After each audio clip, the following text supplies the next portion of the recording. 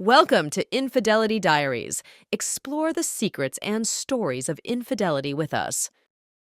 Every time I close my eyes, it feels as if I can still sense his touch, slender, insistent fingers gliding over my skin. That scent, pungent and masculine, lingered in my mind like a distant yet unforgettable dream. But every love story, even those that are forbidden and dangerous, starts with a spark. For me, that spark was Matt, my husband's best friend. Now, sitting by the window in the soft light of the sunset, I turn the pages of our past, each one revealing more secrets I left behind. No story begins with betrayal. It starts with moments of happiness, laughter, promises, and dreams. But where dreams end, reality begins. And here is my reality. I was unfaithful. Not to deliberately destroy something, not because I lacked love. Infidelity came like a thief in the night, silently and unexpectedly. You will hear a story of how fine the line is between loyalty and betrayal, and how sometimes the sweetest moments can be the most devastating. On that July evening, our cozy suburban Chicago home was alive with anticipation of the celebration. Daniel and I were preparing for our annual barbecue, inviting friends and neighbors to enjoy the summer warmth and jovial company. The grass was freshly mown. The meat on the grill gave off an aroma that stirred appetites and a desire to revel. Matt, Daniel's longtime friend and our frequent guest, was one of the first to arrive. He always brought a unique energy to any gathering, and this time was no exception. His smile and enthusiasm infected everyone already assembled in our backyard. The evening continued in a light and joyous mood. Matt and I often found ourselves together, helping each other with food and drinks preparation. He complimented my ability to create the perfect atmosphere for the festivities, and I responded with a smile, not realizing how deeply his words touched me. That evening, we both allowed ourselves a bit more wine than usual, which lent an ease and lightheartedness to our interactions. As most guests left and Daniel went to help neighbors, Matt and I began cleaning up after the party. Clouds gathered, and a sudden summer rain caught us by surprise. We took shelter under the roof of our porch, listening to the raindrops pattering on the roof. The air was filled with freshness after the rain, and the alcohol had done its work, enveloping us in a haze of mild euphoria and closeness. You know, Elizabeth, you always manage to make everything so beautiful and cozy, Matt said, his voice soft and slightly hoarse. I felt him carefully draping a forgotten blanket over my shoulders. His hands touched mine, and I felt warm vibrations spreading throughout my body. We stood so close that I could feel his every exhale, the air between us charged with an invisible energy. The sparks of attraction that had long smoldered unnoticed now flared brightly under the influence of alcohol and the night's magic. Elizabeth, he said, his voice wavering with unexpected emotions. Matt slowly raised his hand to brush a wet strand of hair from my face. His touch was gentle, yet filled with an indescribable passion. We both hesitated on the brink, aware that the next step could change everything. At that moment, it seemed as if time had stopped, and the sound of the rain was the only reminder of the world around us. Then, blending wine-induced intoxication with irresistible attraction, Matt cautiously moved closer to me. His lips touched mine in a long, exploratory kiss, which was at once soft and demanding, as if concentrating all the unspoken feelings and desires that had built between us throughout the evening. That kiss, though a brief moment of oblivion, left a lasting aftertaste. As soon as our lips parted, reality crashed back upon me with force. A kaleidoscope of thoughts and feelings spun in my head, from guilt to the fear of losing what I cherished in my life. Matt stood before me, looking into my eyes with an indecipherable mix of surprise and remorse. Elizabeth, I don't know what to say. His voice was restrained, his gaze evasive. I could see him grappling with his emotions, trying to make sense of them. Matt, we shouldn't have done this, I said, feeling my heart constrict with guilt. It was a mistake. We weren't quite ourselves. He nodded, his eyes reflecting regret. Yes, you're right. It was the wine. And the whole evening. I wouldn't want this to change anything between us, or between you and Daniel. Awkwardness instantly enveloped us like a cold fog. We both understood that what had happened between us couldn't be erased or forgotten. Steps needed to be taken to protect our relationships and our hearts from further complications. We should forget this, like a bad dream, I suggested, trying to convince myself that we could return to normal life. Agreed. It will never happen again, Matt said softly, yet his look was filled with regret. When Daniel returned, we had already controlled our emotions. The rest of the evening went by with forced smiles and avoiding each other's eyes. When the last guest left and we were alone, a tension hung in the air. Daniel, unsuspecting, talked about his plans for the upcoming weekend while I silently cleaned up the dishes. That night, I lay next to Daniel, listening to his steady breathing and sinking deeper into my thoughts. The guilt for what had happened was enough to torment me, but there was something else, a strange sense of a missed opportunity that wouldn't let me rest. The next morning, I met Matt at a cafe to discuss our behavior and ensure we both understood the seriousness of the situation. We sat at a table, sipping coffee and avoiding eye contact. I hope you know, Matt, that I love Daniel. What happened yesterday shouldn't affect our friendship or my family, I said, trying to hide the tremor in my voice. Of course, Elizabeth. I would never want to hurt you. Let's consider it just a moment of weakness, he replied, finally looking at me directly. We agreed to keep our distance to avoid any suspicions or further complications. But deep down, I knew these feelings wouldn't disappear so easily.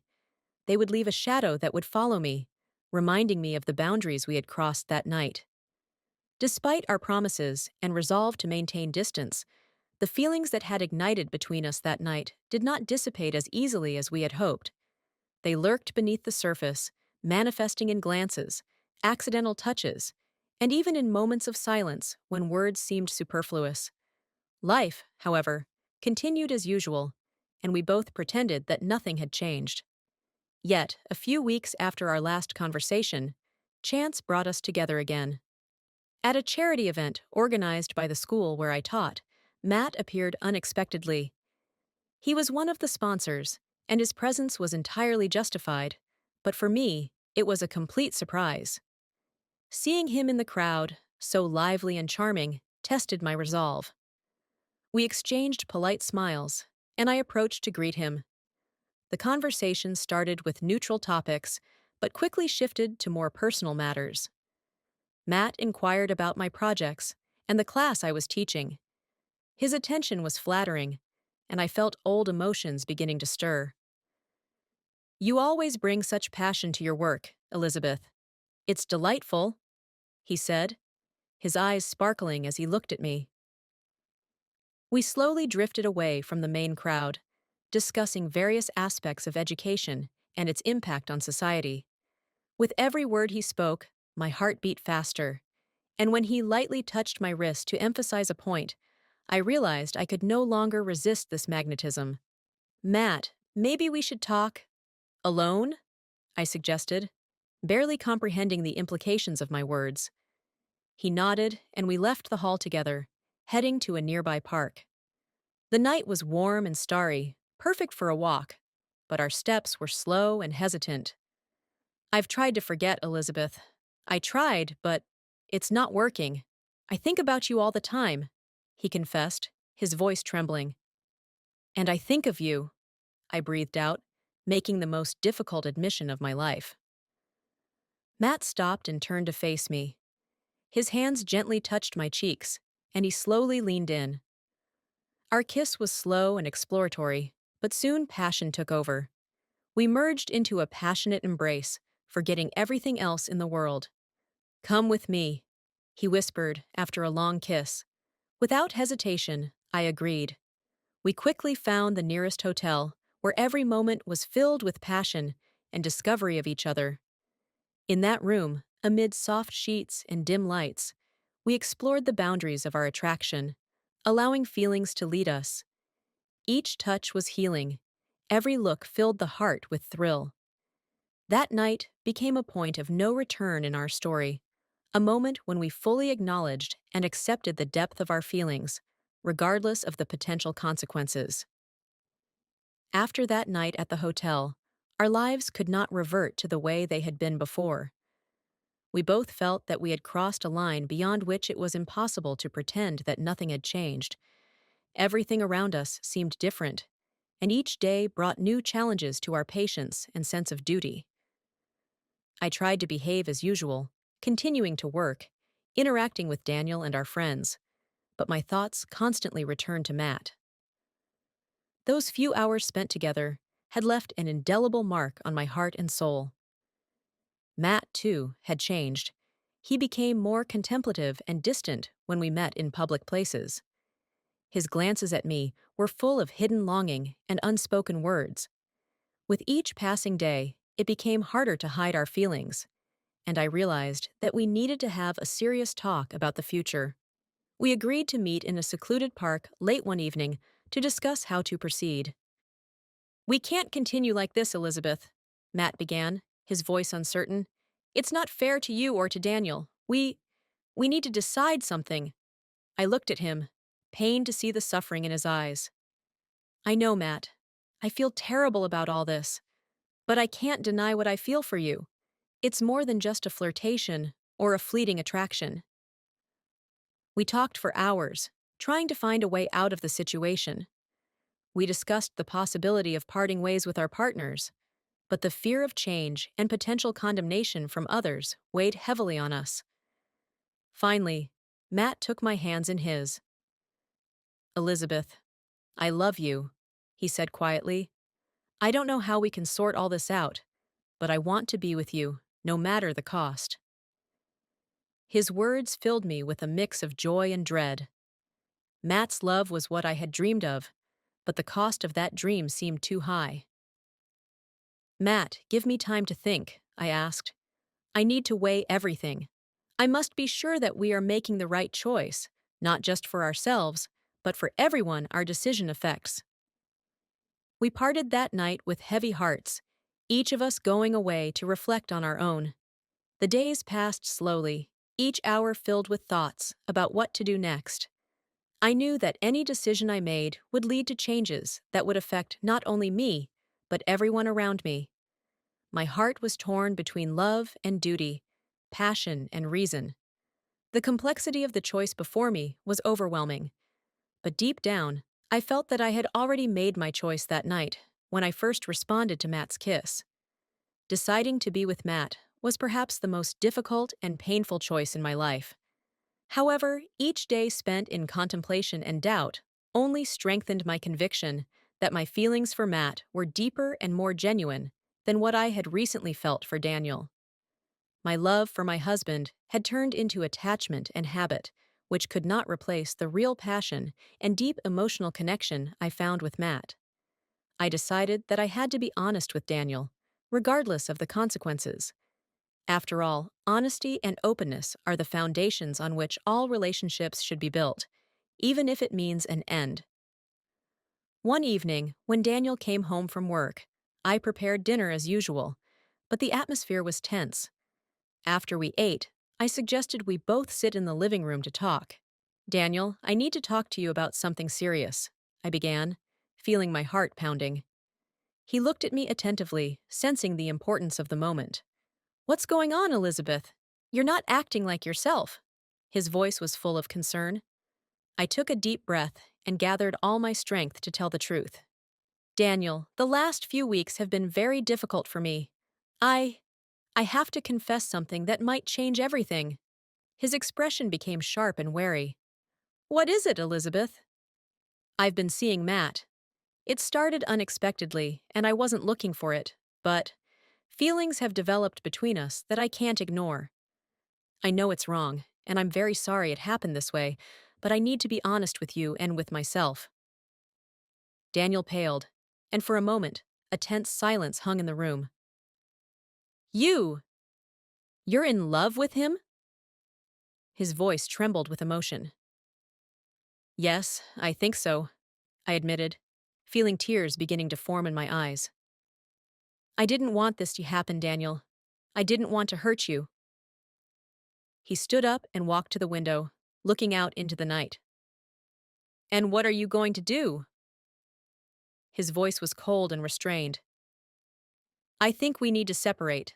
I can't live pretending that my feelings for you haven't changed. It wouldn't be fair to either of us, I said, feeling each word burn in my soul. Daniel turned to me, his eyes showing pain and disappointment. I think you're right. If your feelings have changed, I don't want you to stay with me out of pity or habit. We spent the entire night discussing how we would organize our separation, details of dividing property, and how to manage everything without unnecessary scandals. It was one of the most challenging tests of my life, but deep down, I knew it was the right path that would allow us both to find true happiness. After our conversation with Daniel and the decision to separate, the atmosphere between us was filled with complex emotions. The separation was inevitable, but remaining friends after everything that had happened was too much to bear for both of us. We concluded that it was better to give each other space and time to heal wounds. Perhaps, over time, we could reassess and restore at least some of the respect and trust that had been between us. The complexity of this situation was compounded by the fact that I was not only leaving home, but also reevaluating all my life's principles. Moving in with Matt was the next step, but we both understood the need to be cautious and not rush into living together until we were sure it was right for both of us. The transitional period was full of reflection and self-analysis. I rented a small apartment to give myself time and space to adapt to the new reality. Matt supported me, but we consciously limited our meetings to give each other a chance to rethink our feelings and desires. Our meetings were filled with deep conversations about the future, how we see our relationship, and what we value in a partner. We discussed everything openly and honestly, trying not to repeat past mistakes. These months became a time of personal growth and development for both of us. Matt proved to be an attentive and caring partner, ready to work on the relationship and support me in my endeavors. Eventually, after many discussions and mutual understanding, we decided to start living together. This was not a spontaneous decision, but a considered choice based on confidence in our feelings and a desire to build a future together. Moving in with Matt marked the beginning of a new chapter in my life. We learned to live together, adjusting to each other's habits and peculiarities. Our home became a place where love and mutual understanding reigned, and each new day brought something new and amazing. However, as in any story, challenges awaited us. One evening, as we were having dinner, a knock on the door heralded a new trial for our union. When Matt opened the door, his ex-girlfriend stood on the threshold, clearly intending to discuss some unresolved issues from the past. Her sudden appearance was not only unexpected, but also a test for our recently solidified relationship. She was clearly troubled and seemed in need of a conversation with Matt. Matt, we need to talk. It's important, she said, barely crossing the threshold. Her expression was resolute, but her eyes betrayed some vulnerability. Matt nodded and invited her in. I felt out of place, but Matt took my hand, as if to remind me that we were now a team. We all sat down in the living room, where Sarah began to share her troubles. After we broke up, I rethought a lot, she began, honestly looking at Matt. I realized how many mistakes I made, and I regret that I didn't see your care and love until I lost them. Sarah paused, choosing her words, and it was clear that this confession took a lot of her strength. Matt listened attentively, holding my hand all the while. I'm not asking you to come back, Matt. I just hope we can remain friends, if that's possible. I appreciate all the good things that were between us, and I'm sorry I couldn't keep them, she concluded, her voice tinged with regret. Matt nodded, showing understanding. Sarah, I'm grateful for your words and respect your honesty. I've also rethought a lot and believe that we both deserve happiness, even if not together. I wish you all the best. After Sarah left, silence fell between Matt and me. I could feel his tension, and his hand gripped mine tighter. "Thank you for staying with me," he said, his voice trembling with emotion. "Matt, I'm here to support you, as you support me. We'll get through any challenges together," I replied, feeling my heart swell with love and resolve. That evening showed how strong our relationship could be when we truly supported each other. We both understood that new obstacles might arise, but we also knew that together we were stronger. As we planned our future together, I realized that every trial only strengthened our bond. We were ready to face any challenges, maintaining fidelity and love for each other. Our story was filled not only with mistakes and forgiveness, but also with the opportunity to start anew, this time together.